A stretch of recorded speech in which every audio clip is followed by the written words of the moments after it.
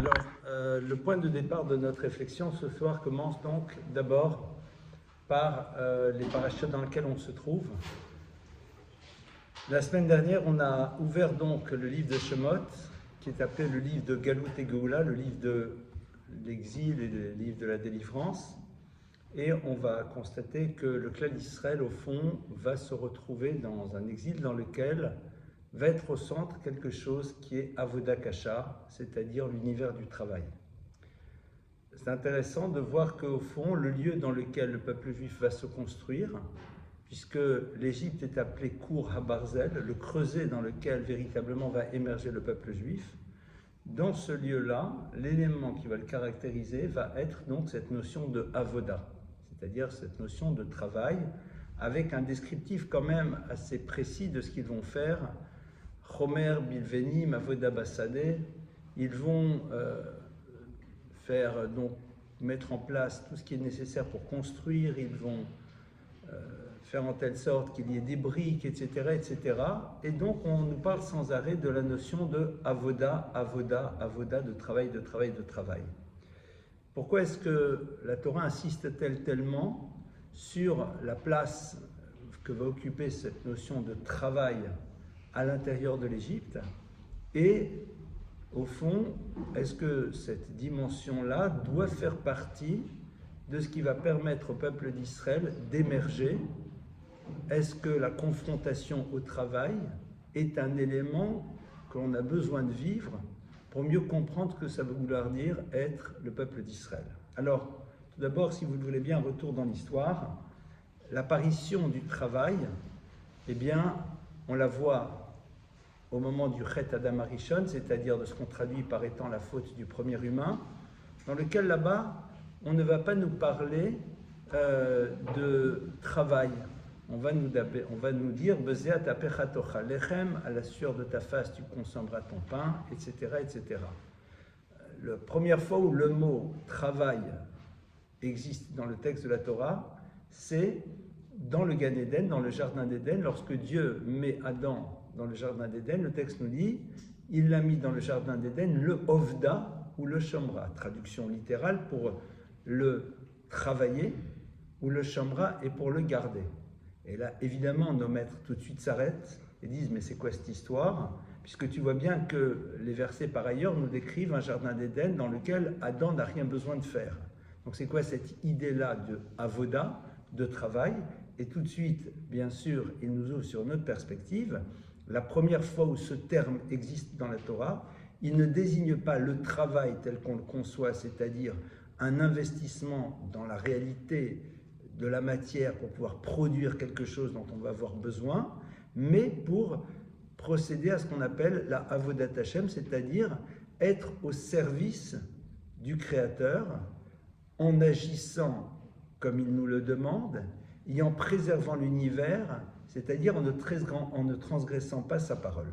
Donc la première fois que le mot de avoda existe, il ne s'applique absolument pas à l'idée du travail tel qu'on le conçoit, c'est-à-dire de quelque chose qui est censé produire quelque chose dont on a besoin et que nous-mêmes allons faire émerger. Très bien. Donc, qu'est-ce qu'on voit? La notion du travail, lorsqu'elle est utilisée la première fois dans la Torah, ne nous parle absolument pas du travail tel qu'on le conçoit aujourd'hui.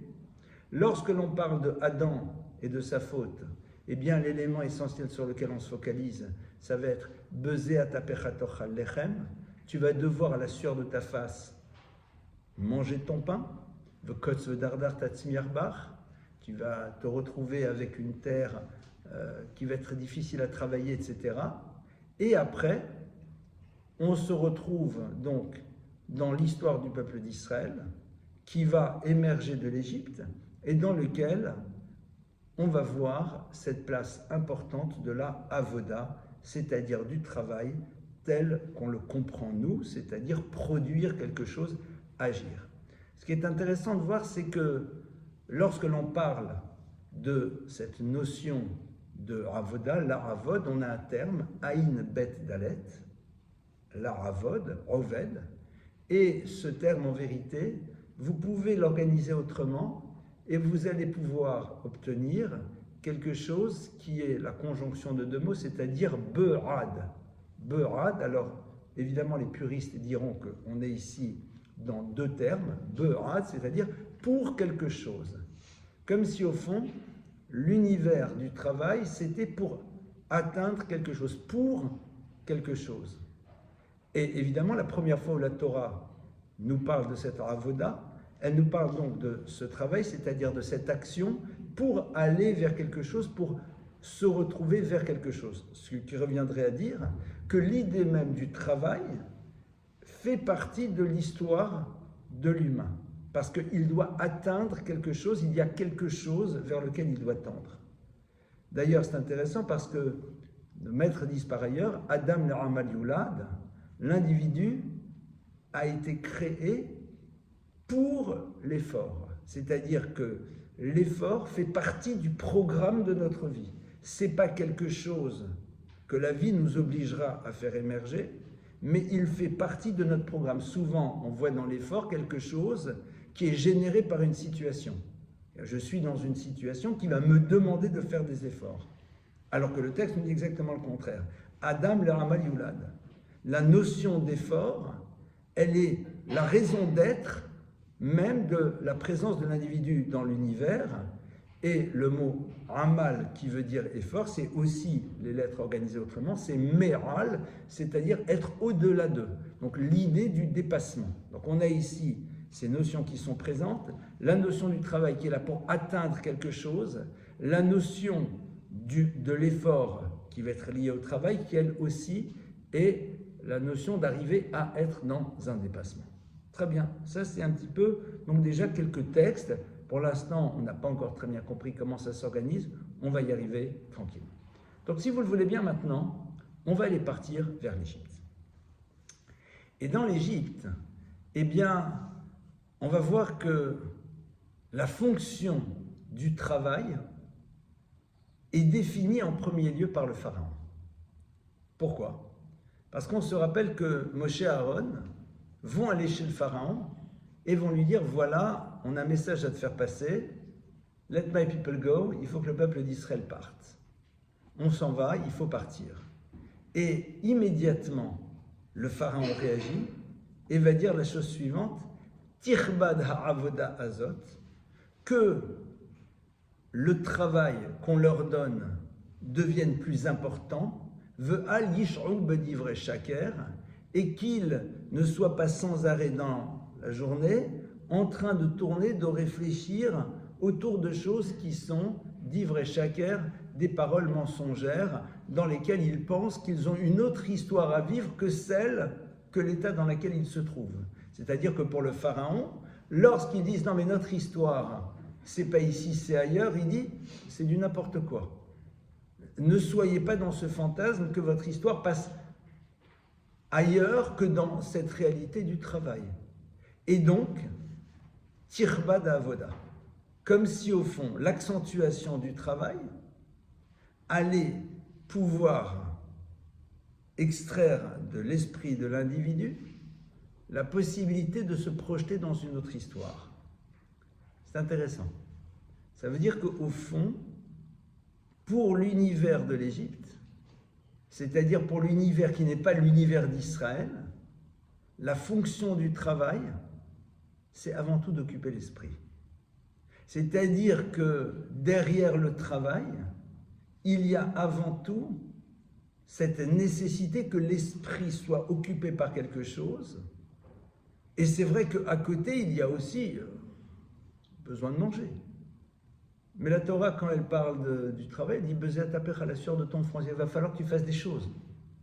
Mais là, Pharaon dit non. Pharaon dit le but du travail, c'est alish'u b'divrei shaker. Tirbad, quand il dit que soit plus lourde sur eux ce travail, alors c'est à la fois une accentuation de la chose, mais en même temps ils étaient déjà au maximum. Mais tirbad se traduit aussi par la notion de kaved, de lourd, c'est-à-dire donner encore plus d'importance. Tirbad avoda. Que le travail devienne plus lourd, ce n'est pas nécessairement que les contremaîtres se déchaînent à coups de fouet, même si en effet ils vont leur demander, on va l'analyser dans quelques instants, de faire des choses supplémentaires, mais tirbad, parce qu'on aurait pu dire tossif, que l'on rajoute. C'est quoi cette notion de tirbad, qu'elle soit plus lourde? Non, ils travaillent 8 heures, on va leur rajouter 2 heures, 3 heures, 4 heures. Alors là, il parle de kaved. Kaved, c'est quoi? C'est quelque chose qui est lourd. C'est-à-dire, faisons en telle sorte que le travail prenne une importance de plus en plus grande, que ça soit kaved, que ça soit lourd, que ça soit pesant, que ça prenne toute la place, et à partir de cela, évidemment, d'ivre et shaker, c'est-à-dire ces paroles que moi, le pharaon, ai décidé qu'elles étaient mensongères, c'est-à-dire cette idée que l'on puisse voir la vie différemment, ne soit pas présente chez eux. C'est intéressant de voir que c'est la confrontation à ce monde du travail qui va être nécessaire pour le peuple juif, pour le peuple d'Israël, je préfère l'appeler pour l'instant, avant qu'il arrive à devenir peuple d'Israël. Alors ce qui est très intéressant, c'est que le point d'entrée de cet univers, eh bien c'est un verset dans lequel la Torah nous dit « Vaya'avidu Mitzrayim et bnei Yisrael befarer ». Vaya'avidu, alors on le traduit de manière inexacte, ils les ont rendus esclaves, non, Vaya'avidu, et ils les ont amenés au travail, ils ont fait en telle sorte qu'ils se mettent au travail, et bnei Yisrael, les enfants d'Israël, beparer avec parer. Et parer, eh bien ici est traduit par nos maîtres, beperach, avec une bouche douce. Et il y a un midrash qui est très intéressant. Le midrash nous dit que, au fond, qu'est-ce qu'ils ont mis en place comme stratégie? Alors il y a un premier midrash qui nous dit que pour les amener au travail, le pharaon s'est mis lui aussi au travail et il a dit il faut y aller. Et tout le monde se dit, si celui qui est la référence s'y met, c'est qu'il faut qu'on y aille aussi. Traduction, on va au travail parce qu'on n'a pas envie de se sentir différent des autres. Alors qu'en vérité, pour le juif, il suffit d'acheter un billet de loterie. Dans l'absolu radical. Puisque, au fond, le travail, c'est quoi? C'est une amende. Les amendes, on préfère la minorer que la majorer. C'est une amende qui a été mise parce qu'à un moment, Adam n'a pas voulu être à l'écoute de la parole d'Hachem. Les amendes, comme les malédictions, on limite. La femme, on dit qu'au moment où elle donnera naissance, il y aura une souffrance. C'est pas interdit de se faire une péridurale. Traduction, on a le droit de limiter. Et de manière ultime, on va y revenir par la suite. Dans l'absolu, si tu dois juste faire quelque chose pour que ça fonctionne, achète un billet de loterie, c'est suffisant. La question est de savoir, est-ce que quand on le fait, on y croit réellement ou pas? Ça, c'est un deuxième sujet. Ce qui est sûr, c'est quoi? C'est que on amène dans le monde du travail, on convainc l'homme de travailler, parce que même le pharaon, il travaille. C'est-à-dire que c'est normal. C'est comme ça que ça doit être.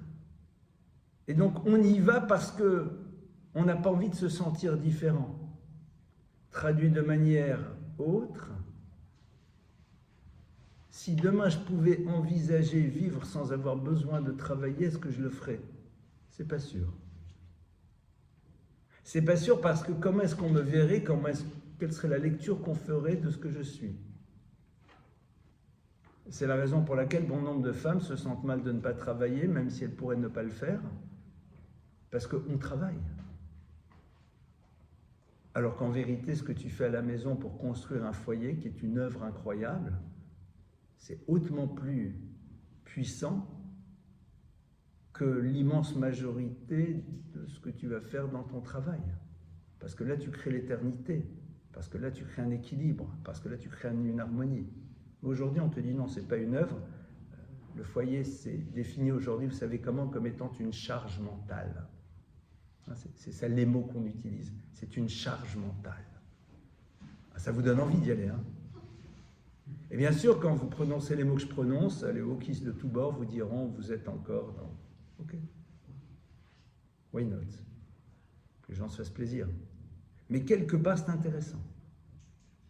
Ça ne se fait pas de ne pas travailler. Ça ne se fait pas de ne pas travailler. Ça, c'est le point de départ. Mais paraître, c'est très doux parce que, au fond, au contraire, on est comme tout le monde. Ça, c'est la première lecture. On va y revenir dans quelques instants. Et même si je conçois que le détour que j'ai fait par le travail féminin peut surprendre, j'en parle d'autant plus facilement que mon épouse et nos filles travaillent, ont fait des études, et même plusieurs cursus en parallèle, donc je n'ai pas ce problème, dans le sens où, une forme de justification d'une histoire personnelle, parce que parfois, vous savez, j'aime bien le mettre en mots, ce que les gens parfois n'osent pas dire, donc je préfère le dire, mais derrière ça se pose la question de la normalité. Or, justement, pour la Torah, il y a une anormalité dans le travail. C'est pas comme ça que c'est censé être.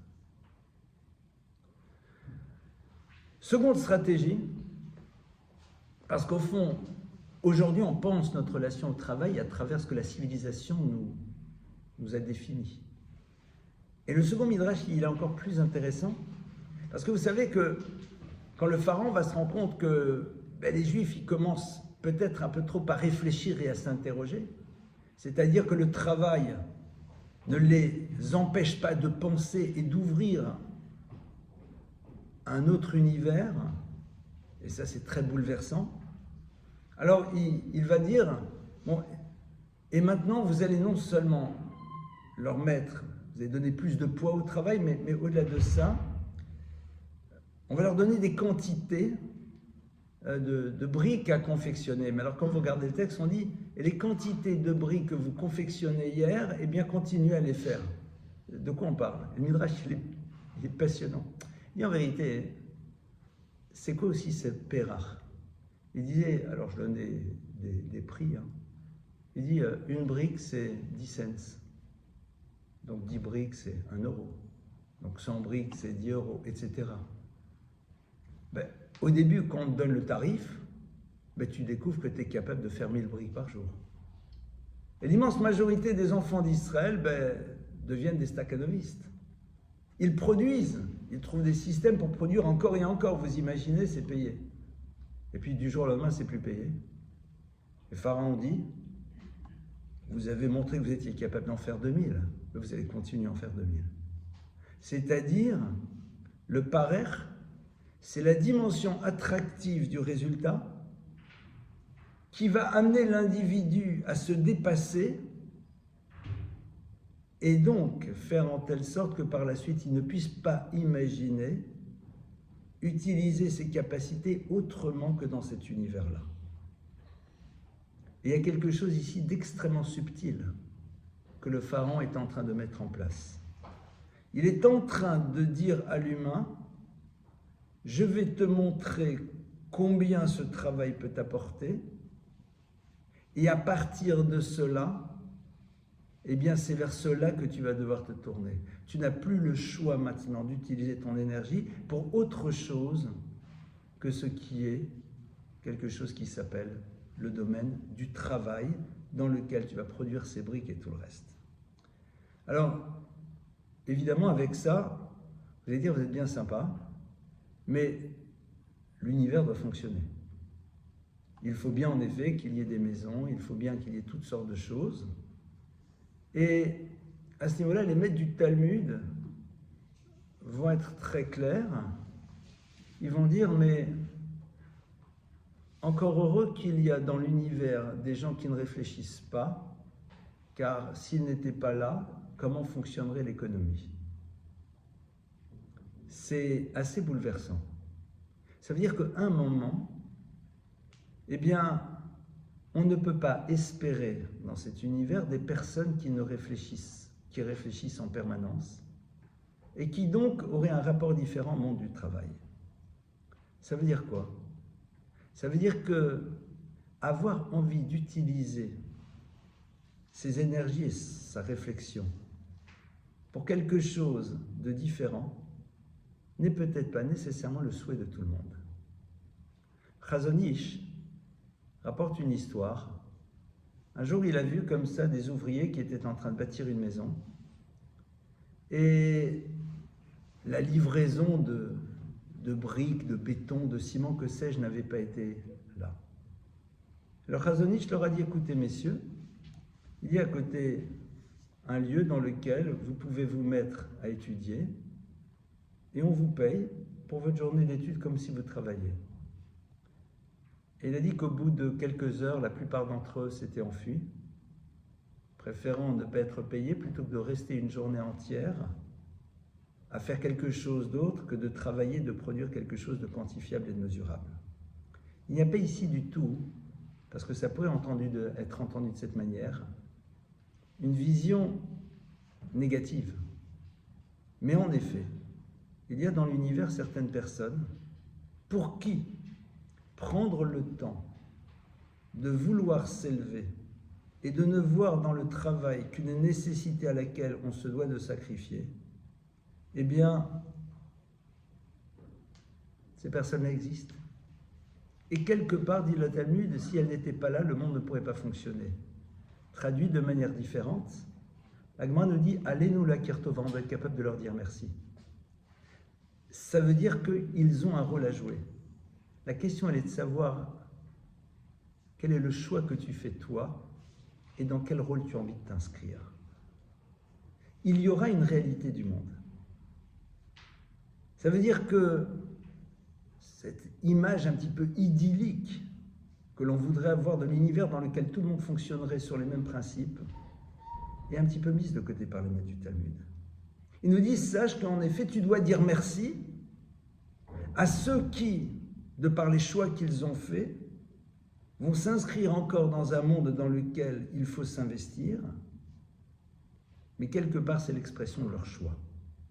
Ça veut dire que nous avons cette liberté de nous désinscrire de ce système.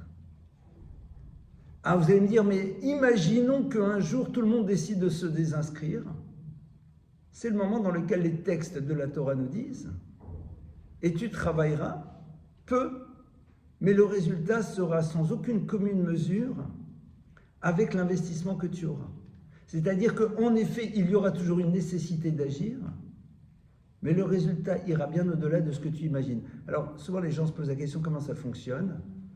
Vous savez, aujourd'hui, alors peut-être que ma lecture est un petit peu enfantine, mais quand on voit aujourd'hui ce que l'intelligence artificielle peut commencer à produire dans certains domaines, ou ce qui émerge dans énormément de métiers, on voit qu'on peut produire tellement, avec tellement moins d'efforts. Ce n'est pas pour rien au passage, si on réfléchit, que la société a besoin de proposer tellement de divertissement, car nous allons de toute façon nous retrouver dans un monde dans lequel l'investissement au travail sera de moins en moins important. Il faudra bien utiliser le temps qui sera mis à notre disposition. Ça veut dire que cette idée-là que la Torah propose, qu'à un moment, eh bien en effet, les choses ne demanderont pas autant d'efforts, fait partie d'une réalité que l'on est en train de découvrir.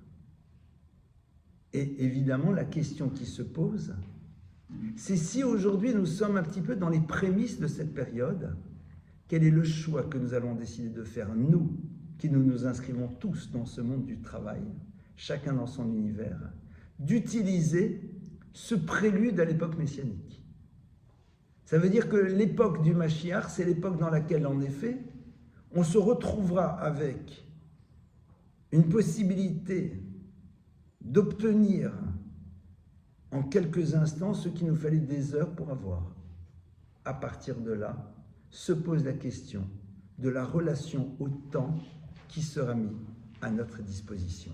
Et le pharaon l'a bien compris, puisque le pharaon a compris que dès le moment où le temps serait à la disposition du peuple, alors il serait confronté à ceux qui proposent une autre vision du monde, qui parlerait de liberté, qui parlerait de servir Dieu, qui parlerait de la manière dont le peuple d'Israël voit la vie. Et ça, c'est quelque chose qui est impossible. Pourquoi? Parce que rappelons que l'univers du Pharaon, c'est quoi? C'est l'univers de l'Égypte.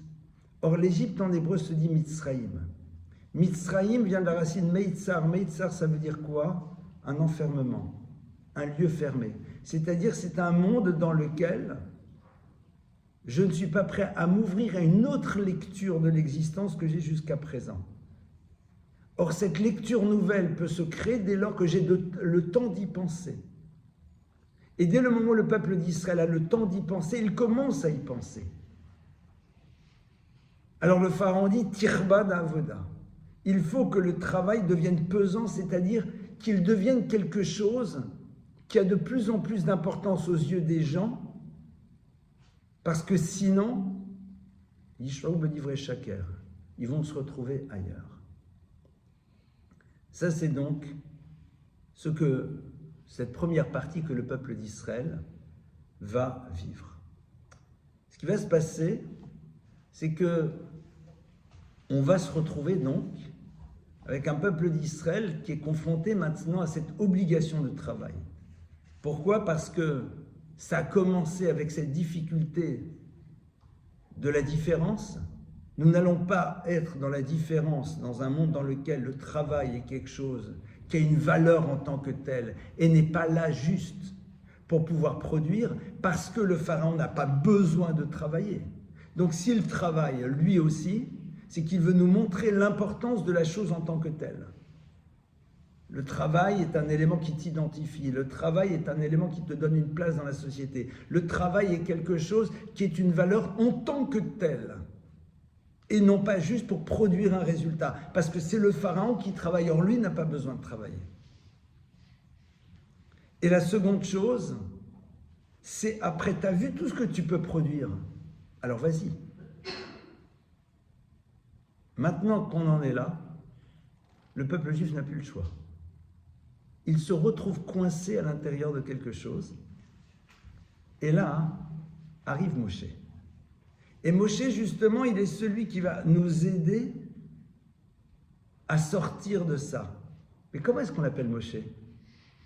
On l'appelle aussi celui Avdi, Zichru Torat Moshe Avdi. Rappelez-vous la Torah de Moshe, Avdi, mon serviteur. Un serviteur, qu'on le veuille ou pas, c'est quelqu'un qui travaille pour quelqu'un d'autre. Avdi vient de la racine Avoda.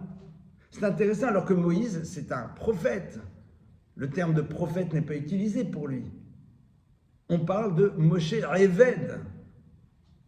Moshe dit oui, bien sûr, on est là par rapport à une réalisation qu'on doit mettre en place. Mais il ouvre vers l'expérience nouvelle d'un travail qui va être tourné vers autre chose. Il dit, le clan d'Israël, maintenant, vous avez cette expérience de ce que veut dire donner la totalité de vos énergies pour quelque chose. Mais maintenant, on va le faire, mais dans une autre direction. Et quand Moshe arrive et annonce au peuple d'Israël quel est le projet, au fond, qui les concerne, le texte dit quelque chose de terrible. Et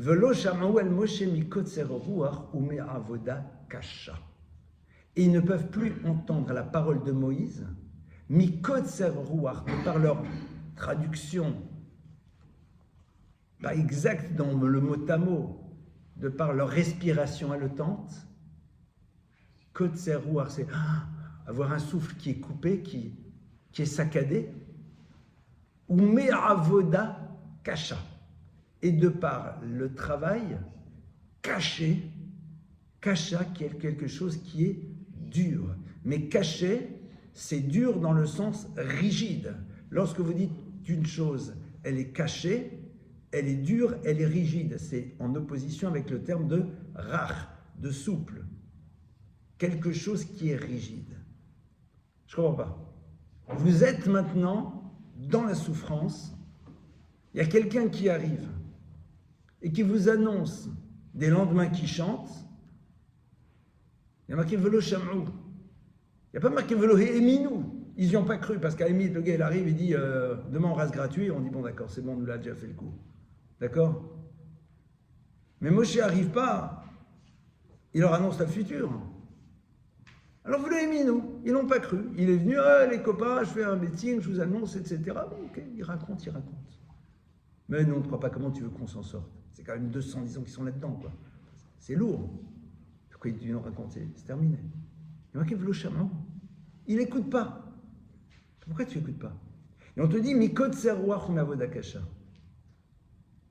Alors bien sûr, nous, on peut faire cette première lecture ils sont tellement... Non. Cette respiration haletante, c'est chaque fois que tu reprends ton souffle, c'est pour pouvoir repartir de nouveau vers la même chose. Quand quelqu'un est en train d'haleter, d'accord, il est concentré sur l'instant. Demander à quelqu'un de faire quelque chose, il ne peut pas. Il est là, il est dans une absence totale de mouvement autre que cette respiration. D'accord? On est dans un film de Charlie Chaplin, n'est-ce pas? Vous voyez lequel, non? Comment il s'appelle? Allez, un peu de culture générale. Les temps modernes. On est dans les temps modernes. Velo chaman. Parce que tu ne peux pas t'ouvrir à autre chose que le système dans lequel tu es tombé. La avoda, elle devient rigide. Elle devient dure. Ça veut dire que la chose est figée. Elle est là. Tu ne peux plus imaginer un autre système. C'est le consultant chez Accenture, il y en a peut-être dans la salle, j'en sais rien, ou ailleurs, qui est là. Et à un moment, on ne peut même pas imaginer qu'il y a autre chose. Alors encore heureux que le soir, il rentre chez lui. On ne sait pas quelle heure, d'ailleurs. Et pas toujours, comme certains disent. Mais quelque part, même si le raccourci est un petit peu rapide, j'en conviens, mais c'est ça la vie, quoi. C'est-à-dire que, bien sûr, il y a la première lecture du texte, il y a la violence, il y a la dureté. Mais quand la Torah utilise cette terminologie, qu'est-ce qu'elle veut nous raconter? Elle est en train de nous dire qu'au fond, on se retrouve maintenant dans un monde dans lequel je ne peux plus m'ouvrir à autre chose, à l'image de quelqu'un qui reprend sa respiration, qui est figé sur ce qu'il est en train de vivre. Et pour accentuer encore cela, la Torah nous parle maintenant de avoda kasha. Elle ne nous parle plus de kaved, de lourd, de quelque chose de caché, quelque chose qui est là, qui est rigide. En deux mots, c'est l'univers de ceux qui vont vous dire que, évidemment, dans la vie, mais il faut travailler. Il faut avoir un travail. Et tu la regardes, tu leur dis pourquoi. Et la Gemara, elle nous le dit. C'est une Gemara qui nous dit ça à la fin de Masechet Kiddushin.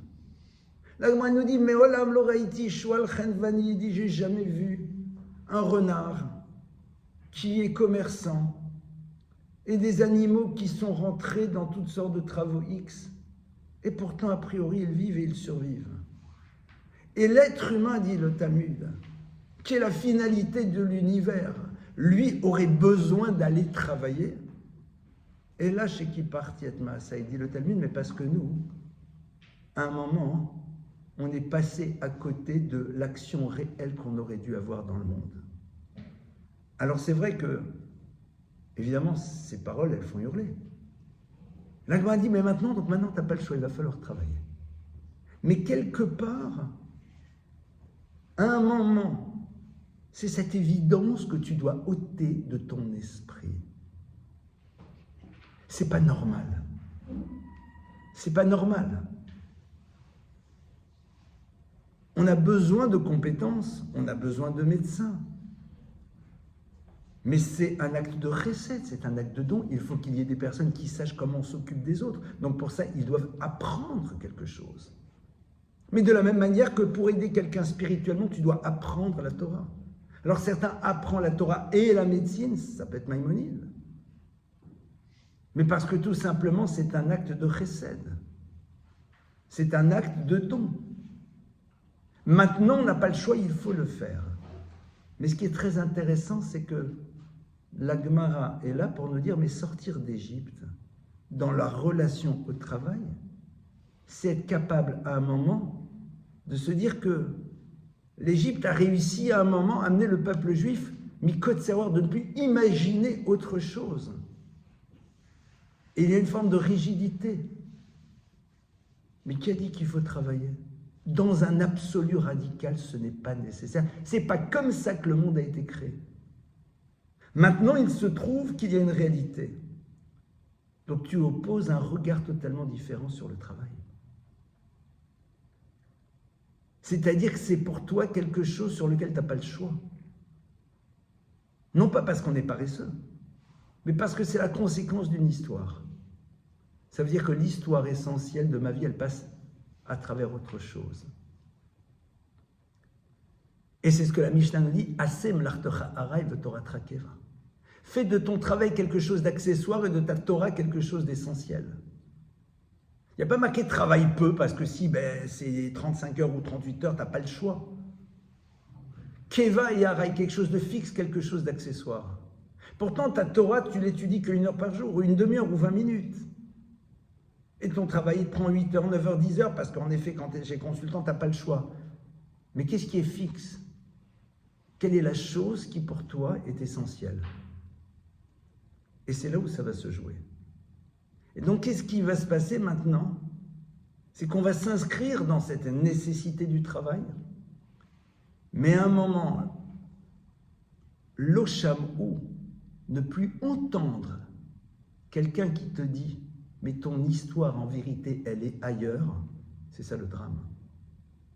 Et la première chose qu'on doit être capable d'entendre, c'est que notre histoire ne passe pas à travers l'univers du travail. Point. Elle ne passe pas à travers cela. En deux mots, la notion de carrière, de poste, de ce que vous voulez, ne représente rien pour la Torah. Tu vas peut-être te retrouver un jour PDG de L'Oréal, Mazal Tov. Tu vas peut-être demain, il n'y a pas de problème. C'est-à-dire, ce que tu fais au quotidien va t'amener à. Mais ça va plus être un constat qu'un objectif. Ça va plus être un constat qu'un objectif. C'est la raison pour laquelle on nous dit, quand on rentre dans le Shabbat, il faut faire comme si tout notre travail était fait.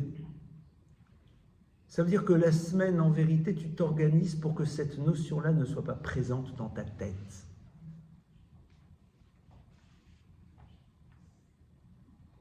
Évidemment, c'est un autre regard sur les choses. La question, elle est de savoir, c'est est-ce qu'on sort d'Égypte. Et on voit que le problème du peuple juif, ça va être différent. Vous avez vu comment le pharaon, il a réussi à créer ça. Il t'a dit, mais regarde tout ce que tu es capable de faire. Alors continue à le faire maintenant. Bon, là, en l'occurrence, il ne va plus être payé. Mais ça veut dire quoi ne plus être payé? C'est-à-dire, c'est le travail en tant que travail.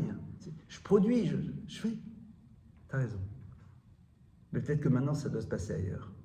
La Gemara continue dans Kiddushin, elle dit donc maintenant, concrètement, on est dans ce travail. Pour la Torah, faire carrière, ça ne veut rien dire. Rien. Ça ne représente rien.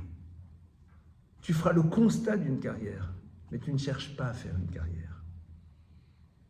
Alors c'est vrai que quand tu es doué, quand tu commences à travailler, la Gemara nous dit tout ce que tu as dans la main pour faire, tu le fais avec toute ton énergie. Donc si déjà tu apprends le mieux possible ce que tu dois savoir, parce que si déjà tu le fais bien. Parce que la notion d'excellence, elle doit exister partout. Parce que je ne peux pas inscrire la dimension de l'excellence dans des domaines et la désinscrire ailleurs. Parce que l'excellence, c'est consacrer la totalité de nos énergies à ce qu'on est en train de faire à l'instant T. C'est ça. Habiter pleinement ce que je suis censé faire. C'est l'excellence dans ton plat de pâtes, c'est l'excellence dans la programmation de ton truc, c'est l'excellence dans ton sourire vis-à-vis de ton conjoint, c'est l'excellence dans tous les domaines. Au moment où tu le fais pleinement. Sinon, tu es un voleur. Parce que tu n'as pas utilisé l'énergie que tu devais utiliser à cet instant T par rapport à ce que ça devait être. Et ça, on l'apprend d'où? On l'apprend de quelqu'un qui s'appelle Hanor, qui justement, on dit que qu'est-ce qu'il faisait? Il était celui qui était cordonnier. Et on dit qu'il, au moment où il cousait ses chaussures, il se connectait au nom du divin. Alors certains vont aller sur Internet pour voir comment ça se situait dans la série Ça plane pour moi. C'est beaucoup plus d'un 19 mètres. Au moment où il cousait de la plus belle manière qui soit pour faire son travail dans l'excellence. Et c'était en cela où il était connecté au divin parce que il utilisait cette capacité par rapport à ce qui était nécessaire pleinement. Ça voulait dire que s'il habitait pleinement l'instant qu'il était en train de vivre, alors il ferait la même chose pour le reste, et plus particulièrement dans sa relation au monde et à Dieu.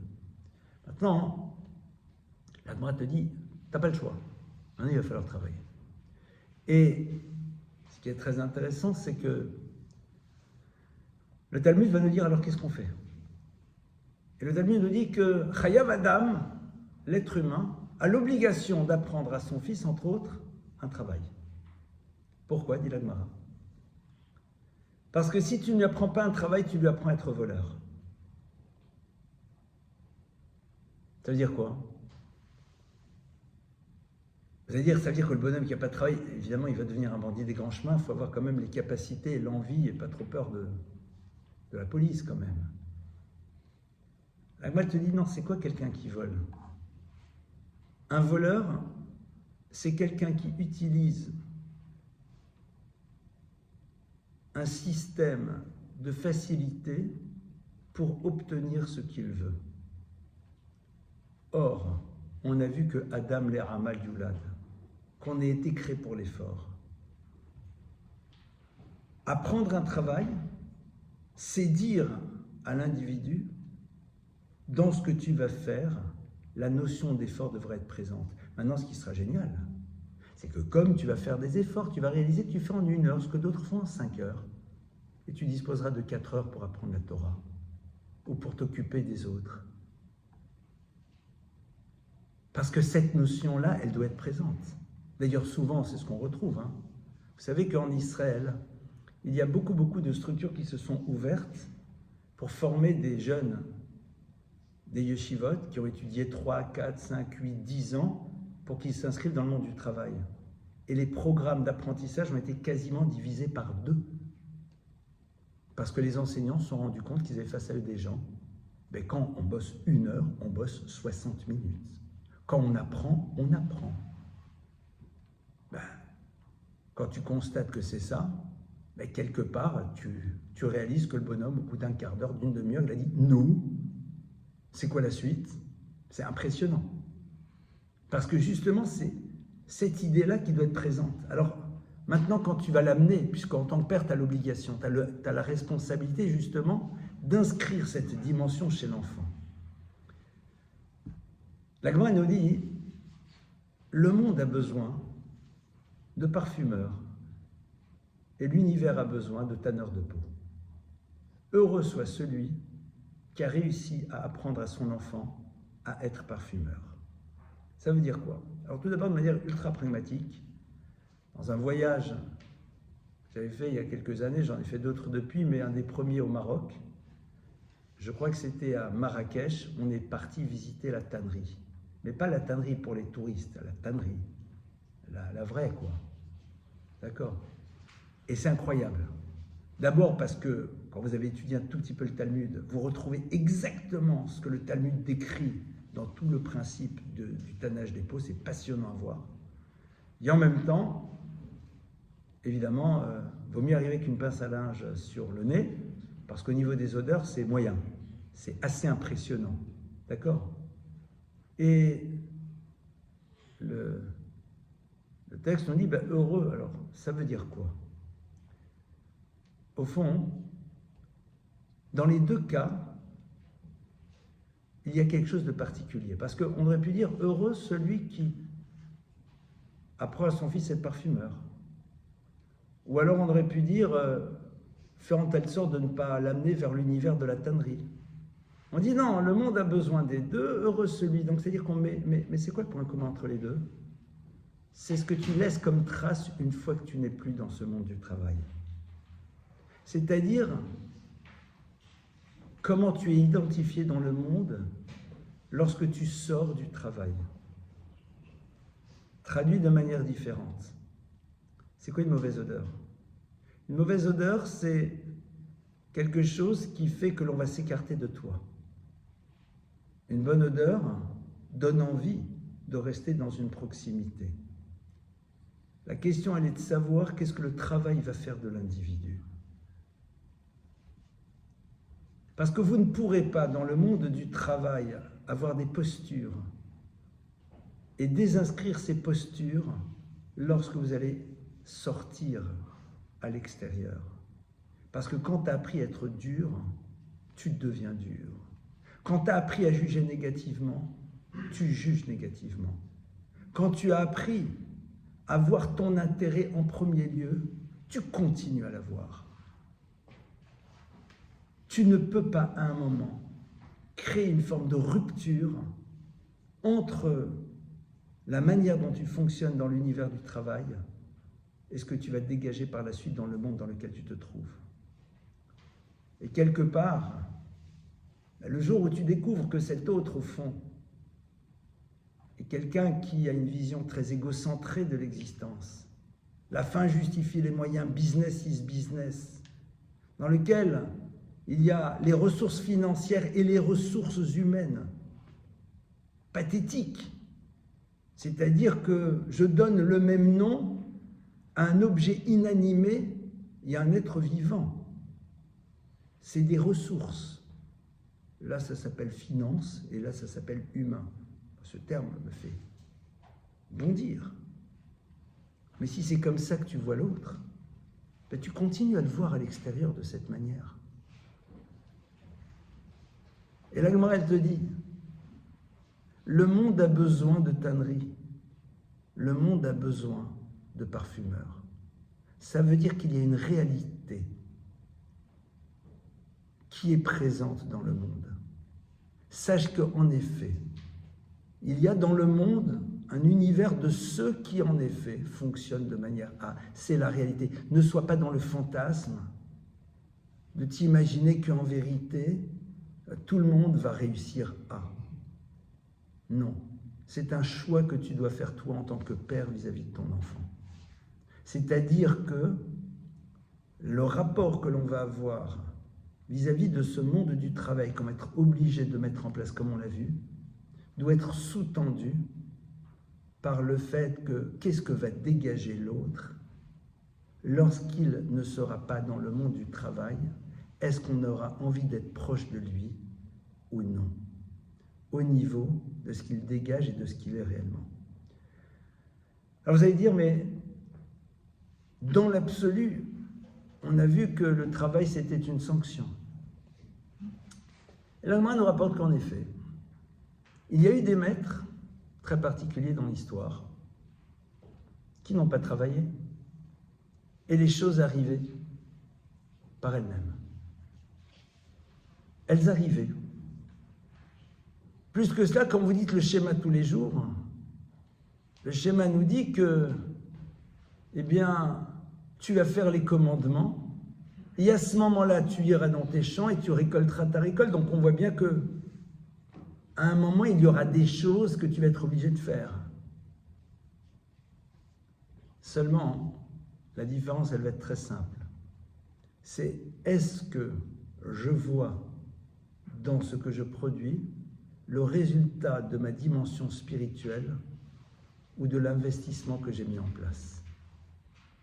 C'est-à-dire, est-ce qu'à un moment, je ne fais que l'acte qui est nécessaire, mais je sais très bien qu'au fond, la réussite dépend exclusivement du Créateur de l'univers. Et c'est ça, au fond, qui va être quelque chose d'extrêmement concret dans lequel on peut s'inscrire, nous, dans notre réalité à nous.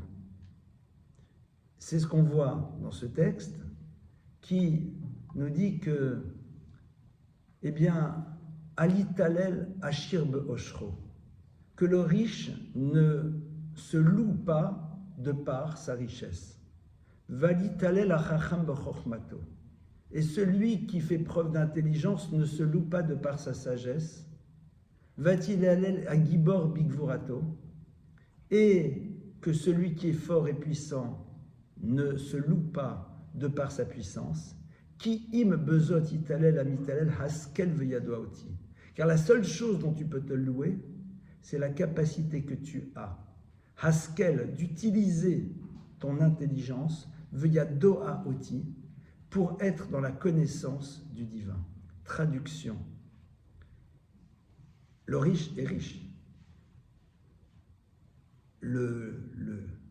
L'ingénieur brillantissime est brillantissime, il a créé le truc. L'homme fort, il est fort. Haskel v'yadoaoti.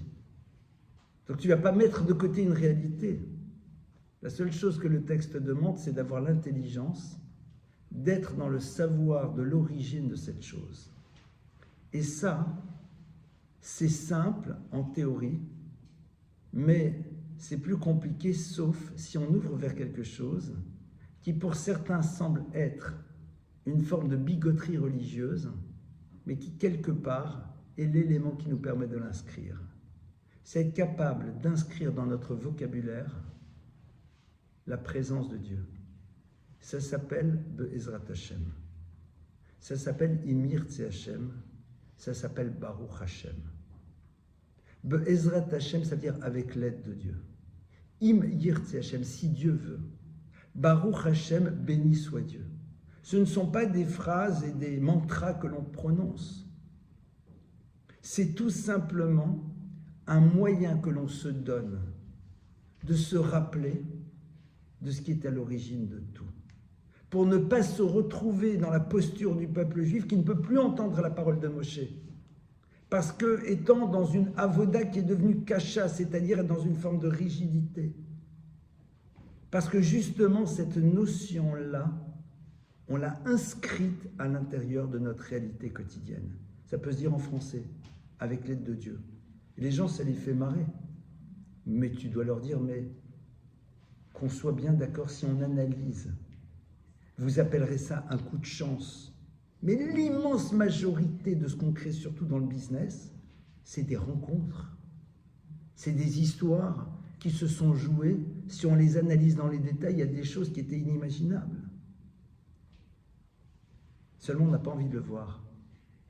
Et ça va être le chirurgien qui dirait avec l'aide de Dieu. Mais pourquoi? Ben oui, parce que toute mon intelligence provient de lui. Je me reconnecte à la source. Je me reconnecte à la source. Se reconnecter à la source, ce n'est pas mettre de côté ma réalisation, mais de savoir que je ne peux m'enorgueillir que de la capacité que j'ai eue d'utiliser de manière optimale les outils que Dieu a mis à ma disposition. De ça, je peux être fier. De ça, je peux être content. D'avoir su non seulement identifier, dans un premier lieu, mais utiliser de manière optimale les qualités que Dieu a mis à notre disposition. Et ça me fait penser à l'histoire suivante d'un des très très grands maîtres de Torah du début du siècle dernier, donc, qui rencontre un jour un de ses condisciples, qui était devenu poète, mais un poète non pas maudit, un poète publié qui gagnait même sa vie à travers sa poésie, donc c'est pas mal. Et il le regarde, il discute et il lui dit, tu vois, nous avons ensemble été dans le même lieu d'études, qui était Vologine. Vologine, c'était la Rolls des yeshivot. Vologine, c'était la yeshiva où les esprits les plus brillants se retrouvaient. Un niveau d'études exceptionnel. Nous avons étudié ensemble, ça veut dire que et toi et moi, on avait oublié d'être bêtes. Mais il se trouve qu'au moment où je te parle, je suis devenu moi maintenant un des enseignants de cette yeshiva. Et dit, je compose aussi de temps à autre des petites poésies. Mais j'ai l'impression que toi, tu n'as fait que composer des poésies qui, la plupart, sont chantées dans des jardins d'enfants avec des enfants en couche-culotte. Est-ce que c'était que pour cela que l'on t'avait donné cet esprit? Il n'y a rien de méprisable et de méprisant à écrire des poésies qui seront chantées par les enfants. Mais est-ce que c'était exclusivement pour cela que l'on t'avait donné ces capacités que tu connais, parce que nous les avons expérimentées ensemble? C'est peut-être sur ça qu'il faudrait essayer de réfléchir. Comme vous le voyez, La Torah nous propose à nouveau de nous inscrire dans la réalité d'un monde, mais d'avoir une vision peut-être légèrement différente de la manière dont la société nous le propose sur ce monde du travail. Je vous remercie pour votre écoute et on passe à vos questions.